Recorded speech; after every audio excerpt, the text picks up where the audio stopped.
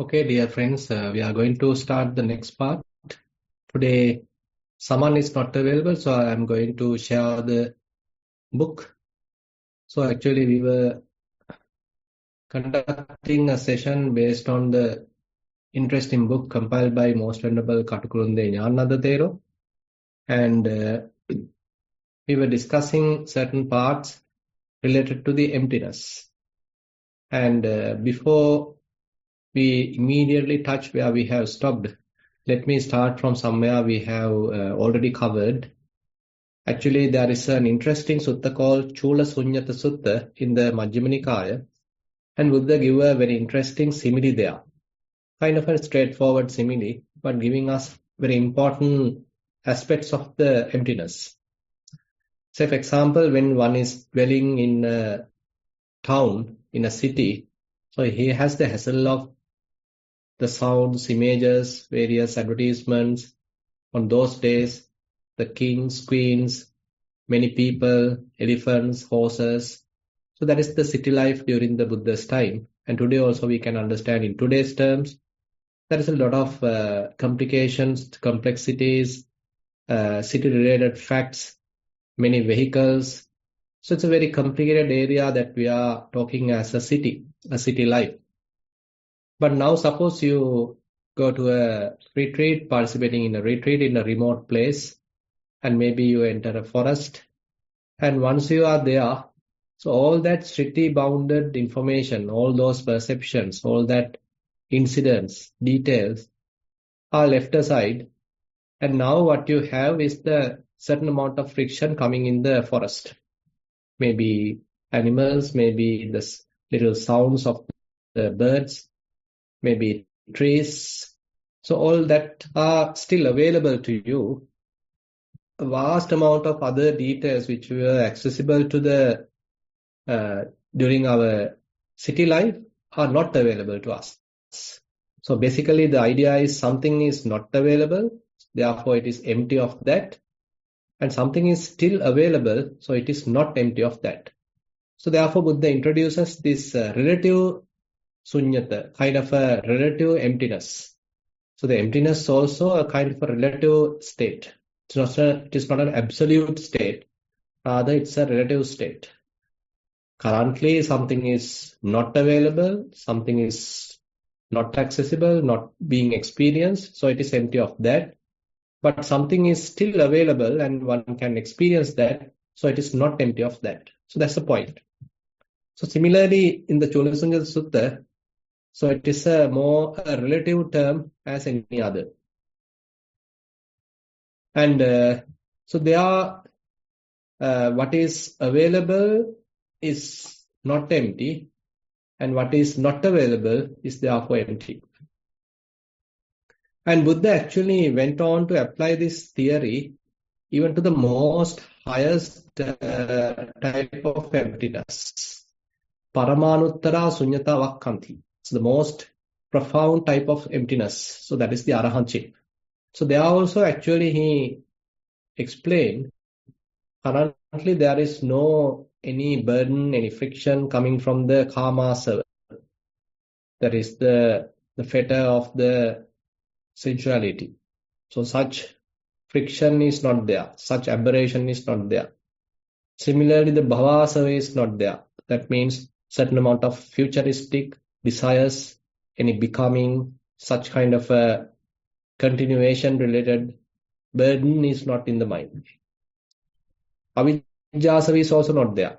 Feeling that one as an individual, one as a self, and considering there is a self inside, a soul inside, as a result of such wrong misunderstanding, one can have a certain amount of friction. So when completely ignorance is abandoned, then such friction is also not there.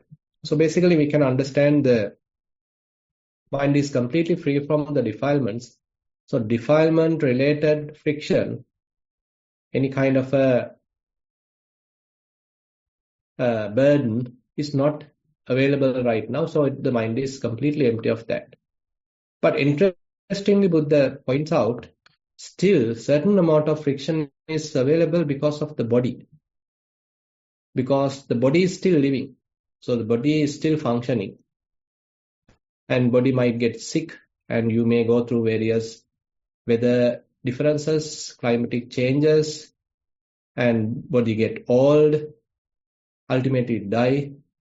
And basically the body, since we are still maintaining, so certain amount of friction, certain amount of feeling, burden is still there. So it is not empty of that. So therefore, even at the maximum level of the best level of emptiness, Buddha gave this kind of a picture to us. So basically the mental suffering is not there, but still since we are maintaining this body, certain amount of friction is available because of the body. So it's in a way a kind of a realistic picture rather than a kind of an absolute picture that Buddha is giving us. So we are continuing our practice, and ultimately one would reach complete abandonment of all the defilements. So mind may attain the Nibbana, but still the body exists, and certain amount of friction still available because of the bodily ailments, bodily frictions, maintenance, etc., etc. So that's a kind of a more realistic picture that Buddha is giving in the Chula Sunyata Sutta of Majjhima Nikaya. And again, now we can get on to the next paragraph where we have stopped. Monks, there are these three pathways of conventional usage, of nomenclature, of designation, which are not being confused, have never been confused, will not be confused, and are not despised by monks and recluses who are wise. And 1.3. Whatever material form that is past has ceased, has undergone change, has been, is its reckoning, its application, its designation. It is not reckoned in terms of is and will be. Whatever feeling, perception, preparations, and consciousness. So the idea is Buddha here introduces the three tenses. So we already know the past tense, present tense, future tense. And so Buddha also admits that. So kind of in a way, a kind of a respect to the typical conventional norms. And also from a more deeper sense, we also can understand, even though the time is a kind of a concept, we can also understand that in terms of the aggregates, certain aggregates have already passed away. Say, for example, yesterday you had certain thoughts, but they are not available now. They are gone. So they were. So we are using the term has been. So it was there. It's a past tense we are using. And similarly, in the present, so there are basically in the present tense, we are using it is available. The term is there. So we are not mixing it with the past tense or the future tense. Currently, something is available. Now, say, for example, currently you can hear a sound. So you are hearing. And sound is available. Sound is continuing. So the currently, whenever we are experiencing something, so we are using the present tense. And some probably in the tomorrow, suppose you need to go to the work. So you are going to or will be a certain amount of an experience. So still it didn't happen, but it's going to happen in the future. You have a certain amount of uncertainty also, but it will be. So the past tense, present tense, and future tense we are familiar with, and that terminology we are using. And now we are not mixing it, by the way. But interestingly, or even unknowingly, ignorantly, we are mixing it, by the way. Because currently we are going through an experience. Yesterday also we might had certain experience, and future also we are going to have experience. But we combine these three and consider that I am living. So this continuity, the perception of continuity is coming when we are connecting these three tenses. Past tense is connected with the present tense, and then the present tense is connected with the future tense. Altogether, we interpret it as I am living. Because I had the past, currently I am living in the present, and tomorrow also I am going to live, so I have the future. So I is there. So I am introducing a term, I, a personality, based on the time. But we know more in a grammatical way, something was there, currently something is available, and in the future something will be available.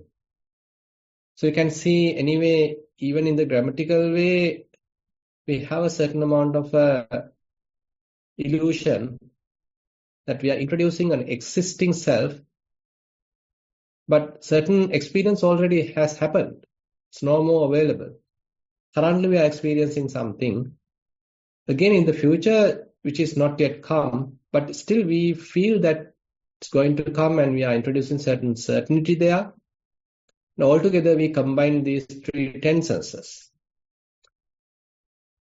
It appears that two words coming up again and again in the Chulasunyata Sutta would, if correctly appreciated, serve to keep the dialectician in his proper place. The first of them, Daratha, distresses, disturbances, painfully reminds him of those unpleasant facts of experience which cannot be deceived by any amount of dialectical skill on his part. The second, which is perhaps the more insinuating, is the word avipallatta, unperverted, used to describe the pure and proper descent into voidness. Now this daratha, the term daratha, the distresses, disturbances, as I already explained, even when the mind is completely pure, because of the experience coming through the body, we might feel certain daratha, certain distress, certain disturbance, because the body is still living. Our faculties are still functioning. So we should not expect some sort of an unconscious type of an experience.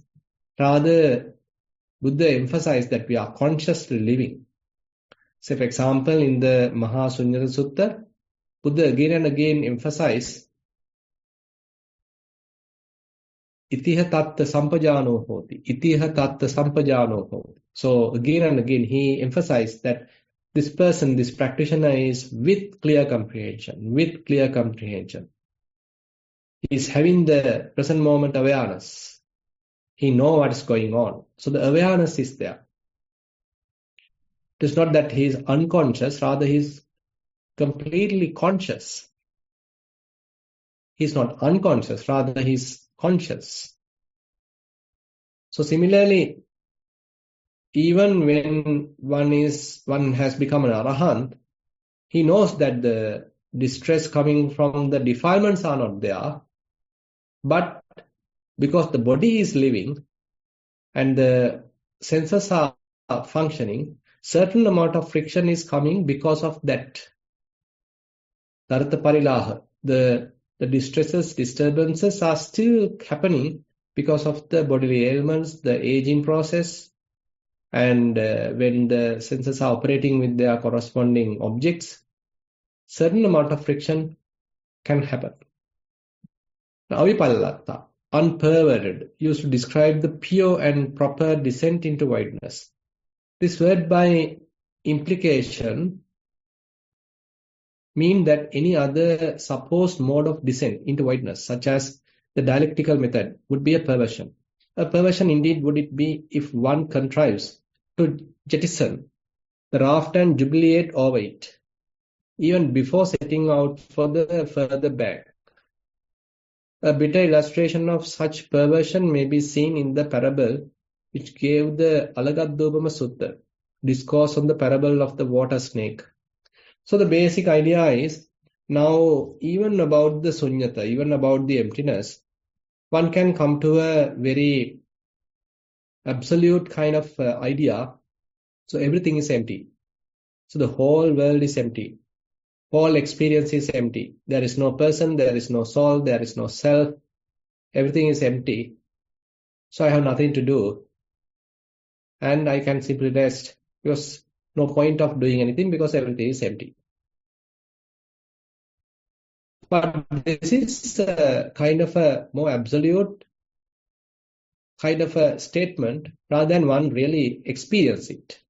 So the Buddha's emphasis is not a mere absolute kind of logical reasoning. Rather, he invites us to experience. So again and again, a fair emphasis is given to the real experience. It is not that one is trying to prove something and come up with the formula and argue with the others and prove that everything is empty. So therefore, ultimately, one may give up all the moral conduct. One can argue more in a arrogant manner, ignoring all the ethical values because everything is empty. So the emptiness can be taken in such a more extreme level, and one can argue with that, and ultimately the whole social ethics and one's own wholesomeness can be abandoned, disregarded, taking the emptiness too far. Telling that everything is empty, so I have nothing to worry, and there is no person to be responsible. And outside also there is no person. Here also there is no person. And there is nothing is available. Everything is empty. So this is actually taking the emptiness too far and not realizing its practical aspect. So therefore the emptiness is something that Buddha encourages to understand, to experience, but still maintaining certain amount of restraint, honoring the ethics. So the Buddha's path is Sila Samadhi Panya. So morality, concentration, wisdom. So you can see it is not a mere wisdom that Buddha is talking. It is not also mere morality that he is talking. He is combining all these three components. Morality has a certain impact towards the concentration. Concentration has certain impact towards the wisdom. Wisdom has again certain impact on the morality and the concentration. So they are very much like interconnected. Morality, concentration, and the wisdom are well interconnected. They support each other. Everything is necessary. So therefore, even for the fully enlightened, so Buddha basically abide by those ethics. And the certain respect towards the typical conventional norms are still accepted. And Buddha accepted that. So he requests monks also to abide by the governing rules, the social norms. And one has to respect the monastic code, even one is a Narahat. So likewise, certain amount of ethical background, a moral background is emphasized. And one can't abandon or reject that, telling that everything is empty.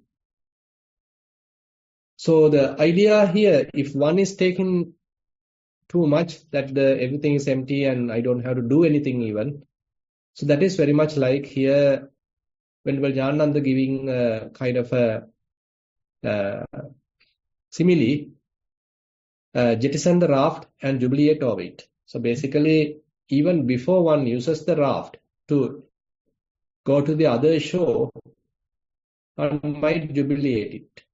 One might turn it upside down. So no point, because he knows that even when one uses to the other side, there is no use of the raft. Ultimately, it has to go throw it away. So even before he make use of it, he simply throw it away. Something like that. It's a kind of a completely ignorant task. So rather than practically using these concepts skillfully and thoroughly and ultimately overcome all the defilements, so one can simply logically reason it and simply throw it away without making use of it. So even the Dhamma now one can take in like that. So the Alagadupama Sutta give another aspect of the Dhamma. where one may touches the kind of a simile, one might touches the water snake from the tail. So ultimately what happened, the snake might bite. So Buddha is giving here, now Venerable Jnananda translates it. Monks, it is like a man walking about, aiming after a water snake, searching after a water snake, looking about for a water snake. He might see a large water snake and he might take hold of it by a coil or by its tail. The water snake, having rounded on him, might bite him on his hand or arm or on another part of his body. From this cause, he might come to dying or to pain like unto dying.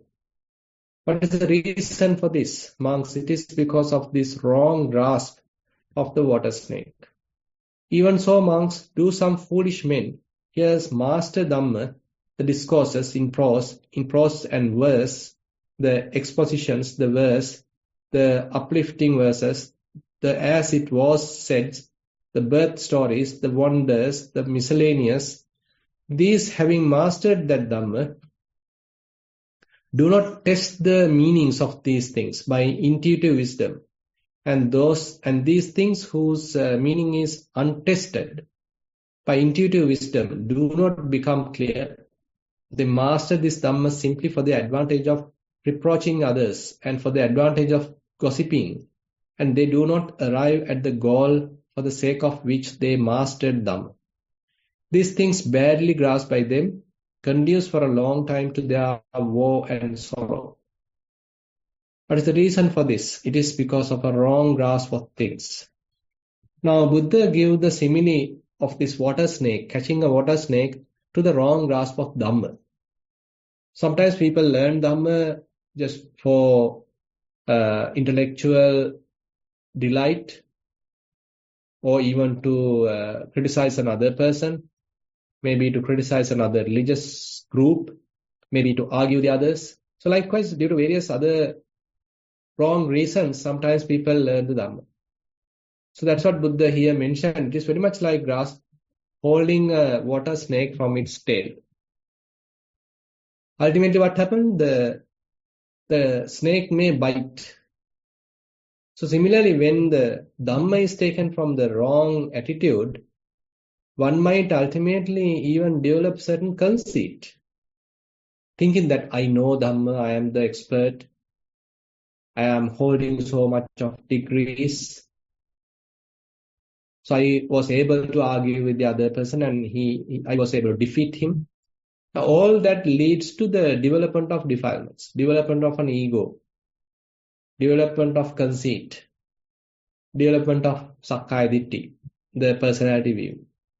But actually, Buddha taught the Dhamma to abandon sakkaya ditthi and to overcome the defilements. But here, not thoroughly testing, not thoroughly using practically the Dhamma, one can superficially theorize it, superficially grasp it, superficially use it, memorize it, just for overcoming the others, belittling the others, condemning the others, arguing with the others.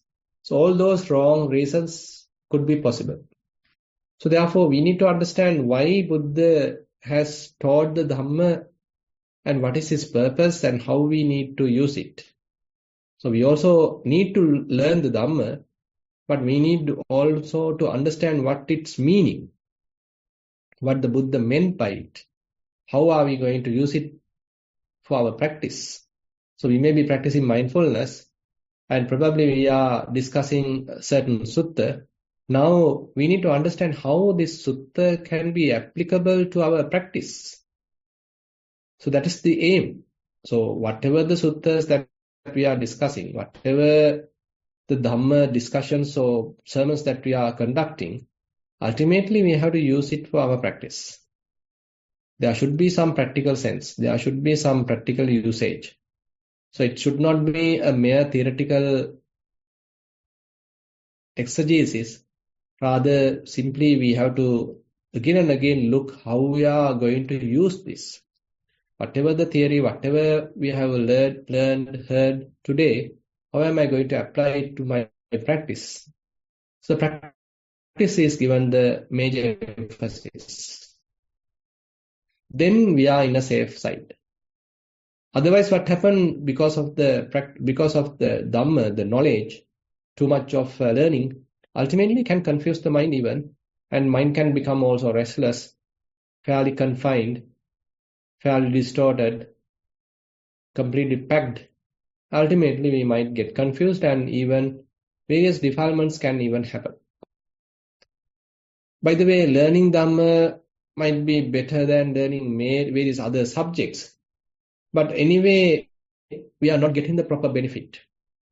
Dhamma is for some purpose, that is for the Nissarana. So that is to cross the shore, to understand the suffering and ultimately to be free from suffering. So Dhamma is for that. But if you are not using it with proper attitude, then ultimately we are not using it properly, and ultimately we might end up with many defilements also. The amusing story of the man who wished to carry the raft on his head after crossing over, out of a naive sense of gratitude for it, may be compared with the tragic story of the man who seized the snake by its tail.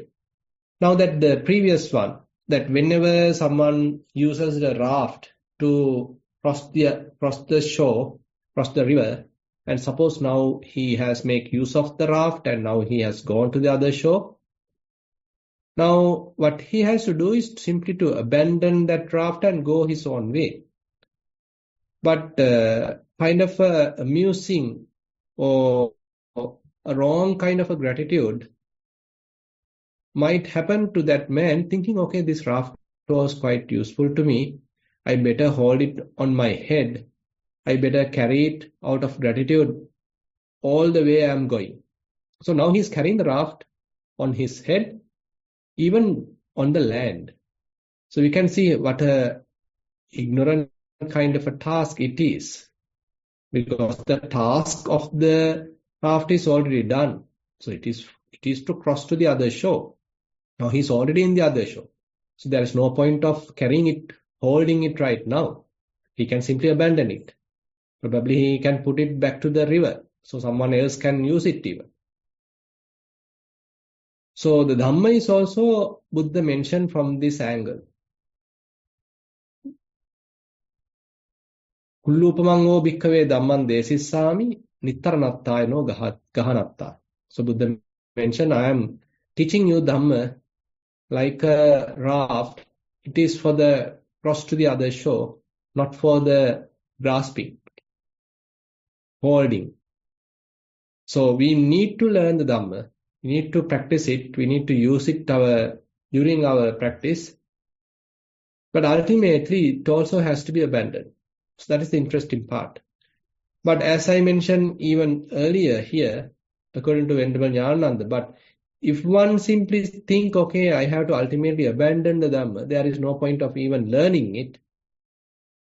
While he was in this shore, not the other shore, while he was still in this shore, then it is wrong attitude. Because he is not learning the Dhamma, he is not using it, he is not pondering about it, understanding it properly and making use of it, because he has the wrong absolute type of view. Okay, ultimately I have to throw it. So what's the purpose of learning it? So therefore we need to understand the most practical, pragmatic kind of an idea here. So we need to learn the Dhamma. We need to understand it. We need to know how to connect it with our practice. And once we practice properly, then that means we are basically abandoning all different kinds of defilements. Now, ultimately, mind is purified. One may attain the full enlightenment. So at that time, the purpose of the Dhamma is done. So he is no more holding it, thinking that he has a lot of use of it. Probably he may memorize it, use it for the sake of someone else's benefit. Maybe to teach others or to protect in the sense to make it available to the others. So he may do various tasks. but not thinking that it is available or it is necessary for him because his task is already done. So likewise, so we need to understand the Dhamma also from its proper perspective. And in that way, we can make use of it, properly use it. Ultimately, we can even abandon it. Okay, with that note, I like to conclude today's Dhamma sermon part, which is based on the Concept and Reality book from Most Venerable Katukulunde Gnanananda Thero. Now I like to open the session for questions. Mr. Swaminathan, today we have 5 questions. First one is a mindful sitting, a related question. Dear Bhante, during sitting, I focus on the in-breath and out-breath. In general, I can establish mindfulness after 5 to 10 minutes. The breath fades away and the focus comes to collection of sounds, body touch points, thoughts, etc. at a spacious distance. Sometimes these come to the forefront and after sometimes fade away or change to something else. When there is no real focus and the mindfulness is spread throughout spacious observation space, is that what you perceive as mindfulness without an object? However, this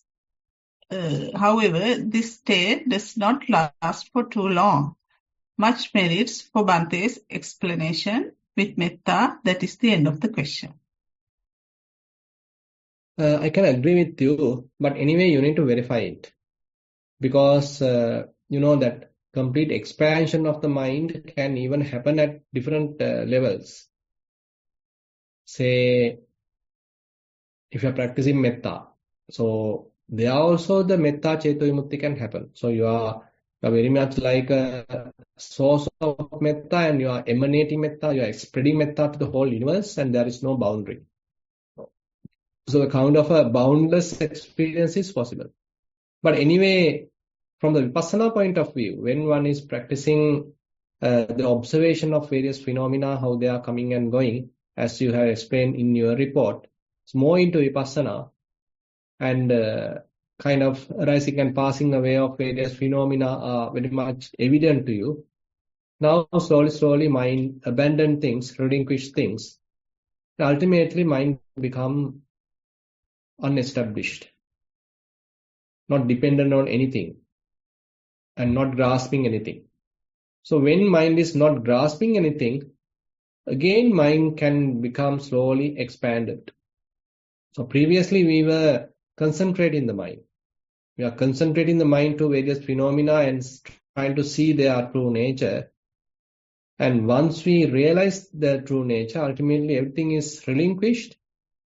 That released mind is more expansive. So therefore, it's quite correct that what you are experiencing and what you have explained is quite correct. And try to maintain that state. So assume that you reach this state again and again through your practice. Once you reach there, try to dwell there. Just be. You have nothing to do. So you already developed certain amount of wisdom, a kind of a momentum to uplift your state to this non-grasping state. And once you arrive there, just be. Don't do anything. Don't put your attention to anything. Maintain that spacious awareness. So that spacious awareness would naturally grow. We have nothing to do, even to grow it, to make it grow. Purposely growing it, I don't think it's a useful thing. Probably you can try that also. Kind of, you are introducing emptiness to all the different directions. Purposely also you can do that, but it's somewhat like an artificial task and still promoting certain a person's involvement and some intentional participation is still a certain is somewhat promoted. So rather than doing that, rather you simply keep the mind empty without grasping, without holding anything, and keeping the mind completely free. So naturally, it may become expanded. So mind become open. Very much like you are removing the curtains so that the light may grow, light may emanate, light may illuminate the whole side, because we were taking out the clothes, we were taking out the curtains, which were blocking the emanation, which were blocking the illumination. Something like that. Second question out of 5. This is general question. Dear Bhante, during practice and while in a retreat or Dhamma program, I find my mind is calm, clear and composed. However, immediately afterwards, I can be honest that many times I am overwhelmed and driven by greed, hate and ignorance. This makes me ashamed and consider myself as a cheat. How can I stop getting frustrated and pity about myself and avoid getting into this trap? Much merits for your guidance. That's the end of the question. Now we need to admit that even though we are capable of uplifting the mind, developing the mind, and have a quick progress during a retreat environment, so once we return the home, things can collapse. So we need to admit that it is true. But anyway, we need to find out how it is happening. So what is the reason? So where are the causes? So am I getting back to my old routine? Am I into various kinds of addictions? I'm not maintaining enough mindfulness. I'm not maintaining any mindfulness to the daily activities. So likewise, we need to find out where the draining happened. So those loopholes are the ones we need to address now. So after finding out the draining points, so where the mindfulness is draining out, where the concentration is draining out, where again I get involved too much with the conventional stuff, again get deluded, ultimately grasping, ultimately get into the prapancha, get into kind of proliferation. So how this process is again happening. Now you yourself have to observe all these situations, and so that you need to protect yourself.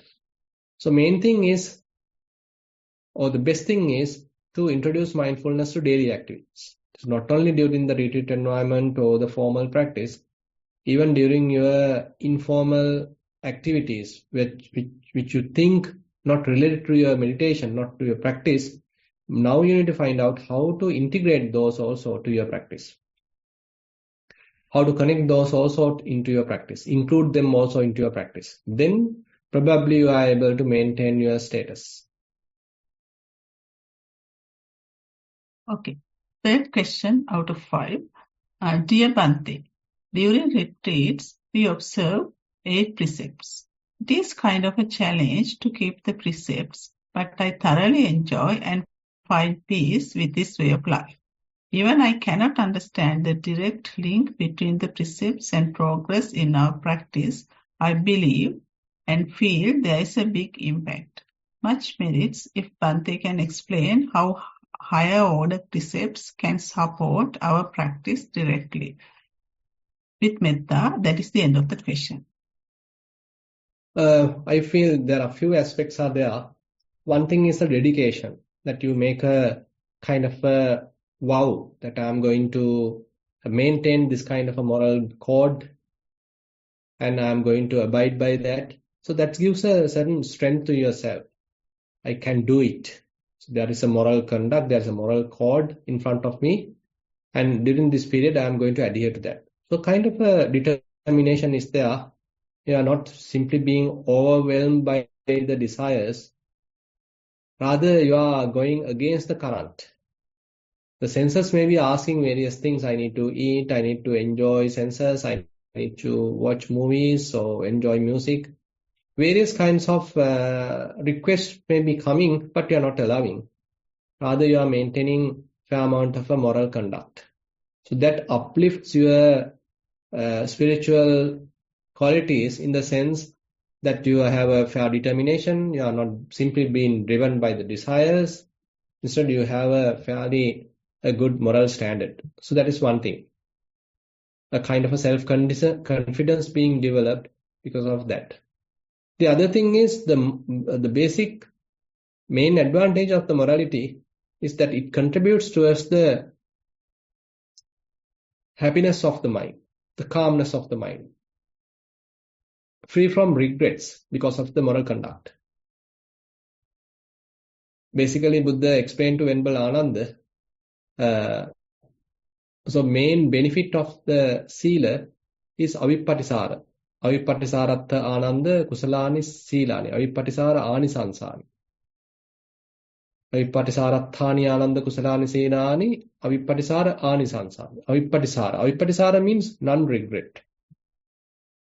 So the idea is that, say, for example, if you are ignoring the precepts and you are not careful about your own conduct and how it is influencing the others, there are various regrets ultimately coming to your mind. I was not maintaining enough moral conduct and I was harmful to the other person. I was neglectful about the others, well-being. I was harming myself also. My reputation also was destroyed and others' reputation also destroyed. So various ways our mind start accusing us. Various regrets are there in the mind when we are not maintaining the good moral conduct. But on the other hand, when one is maintaining good moral conduct, we feel kind of happy about ourselves. Compared to my previous life, okay, I have become more a virtuous person. So I'm maintaining fair ethical conduct now. I'm more concerned about myself. I'm more concerned about the others. I'm more considerate about myself. So now less regrets are there. Because in the recent past, no harm, no transgressions, no harm being done to myself or the others. Instead, you feel that you deserve even more. You deserve even more moral or rather spiritual growth. And such kind of a more kind of positive attitude would develop within you about yourself.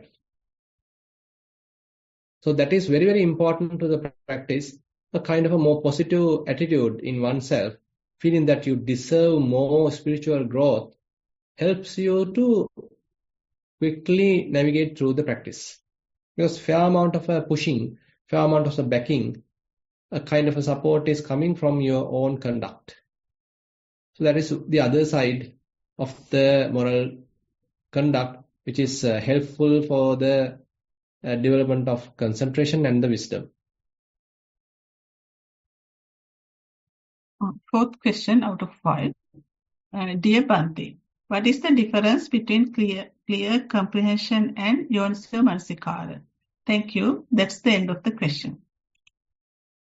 There is a big relationship there. So yoniso manasikara is the attitude of finding the root, finding the cause. You're going deep rather than superficially deluded by the appearance. Rather you penetrate.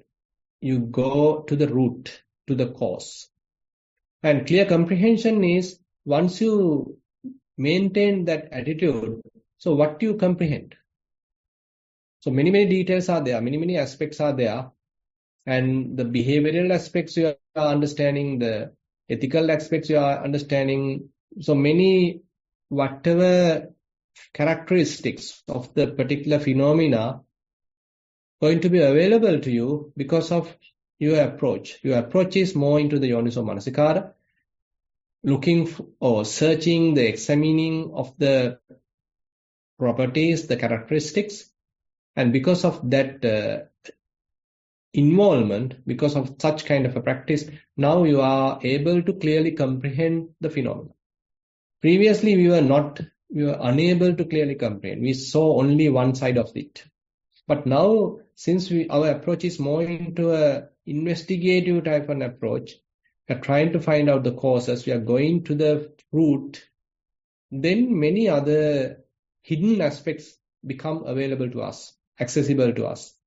So more clearly we can comprehend about the phenomena. So there's a very good beautiful relationship between Yoniso Manasikara and the clear comprehension. The last question is a Dhammasaman question. Venerable Bhante, regarding the book reading part today about the past, current and future tense, if we remove the continuity of I and my making, does that mean time is something independent and exists? With metta, that is the end of the question. We can't say exist. Probably you might not feel about the time. So sometimes yogis explain their experience. So I was meditating, I was fully in the present moment. I was observing, examining various phenomena. And I felt like it was only a short period. I was doing it. But once I opened my eyes, I found out it was a long time. I was there for 1 hour. I was there for 2 hours. So you lost the parameter of the time because you are fully in the present moment, examining or investigating various phenomena. So we have lost that the relative influence coming from the past and the future is completely irrelevant to us because we are fully in the present moment. So that is possible. So basically when you are more in the present moment, probably you might discard the past and the future. Ultimately, you can't even know the time. The time aspect, the temporal aspect, very much like abandoned. If such thing is possible. Similarly, the position, the place also can be abandoned. The space aspect. So we are the time and the space. Say, for example, previously, okay, a pain is there on my knees. But more you investigate the pain, you forget where it is. And all the other unnecessary details, perceptions are abandoned. And you are fully now trying to understand the manifestation of the pain. Ultimately, you can't understand its place. Now there is no knee. There is no place, but maybe a pain is available. You know only about the pain. Where it is also lost. Time also lost, space also lost. So such thing is possible. And sometimes people, the yogis are reporting such kind of an experience. So probably even when you are practicing and you are maintaining your attention more into the present and the burden of the past, the uncertainties of the future become less and less so that you are more happy in the present moment. You are not much worried about the past experience or the memories, and again you are not much burdened about the futuristic events, so you are not fearful about what's going to happen, because mind happily dwell in the present. So such may be possible, and that's why even sometimes there are certain Dhammapada verses that certain deities or a certain, I think, kings are asking from the Buddha that certain monks are there, they only eat very, very rough food and they simply live in a very simple huts, not with any luxurious facilities, but still their complexion is very beautiful. And so one person was asking from the Buddha, what is the reason for this? So they are not getting delicious food. They are not getting very comfortable abiding. They are maintaining very simple type of abiding. But still their complexion is very beautiful, very pleasant, how it is happening. And then Buddha explained that they are maintaining the mindfulness. They are not too much involved in the past and the future. Rather, they maintain the mindfulness in the present moment. So therefore, the mind is not burdened. Mind is not being tortured by the past and the future. So likewise, there is a positive impact because of such practice. It doesn't mean that we are completely irresponsible of your past and the future. Ignoring the past and the future. When it is necessary, you can, but not overly burdened by that.